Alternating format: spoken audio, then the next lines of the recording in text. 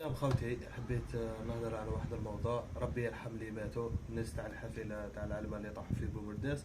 حبيت نحكي في واحد الموضوع. شو حاجات كيما هادو ماشي مليح الانسان يبقى غير يهدر ويهدر بلا ما يفهم، لا لا سبت هذا لا لا سبت هذا. الانسان في المواقف كيما هادو كشعب جزائري، هنا جزائريين بالحق نظامنا مع بعضنا، هذه الحاجه الاولى. والحاجه الدوزيام للصحفيين اللي ما يروحوا لها. خوتي وخياتي، اصحاب كما نقولوا راكم نتوما صوت المجتمع بالحق، نتوما كصحفيين.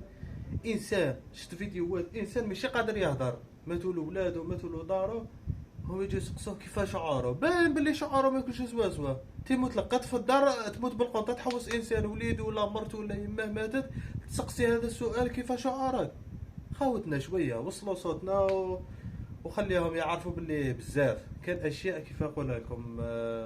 الحياه هنا كمسلمين لازم نسحفوا الحال، سحفوا شويه الحال خاوتي. وما حبيتش نهضر البارح، خليت النهار هذا يجوز.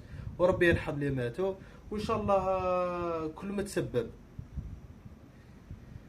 من الجزاء تاعو. الناس اللي تبقى هو السبه هو هاك وهاك، وان شاء الله ماشي غير نعاقبوا اللي يتسبب، نلقاو حل لهذيك الحاجه اللي هي السبب. مثال بنوة تلقى لي حل بنوة، الطريق نلقى لي حل الطريق، كار نلقى حل الكار هذيك. فهمتوا ولا خاوتي؟ لقاو لنا الحلول، ماشي ديبانا شكون خطره عاقب هذا لا لا هذا، لقى لي الحل. وربي يرحم اللي ماتوا، والله يرحم كل مؤمن في الدنيا هذه.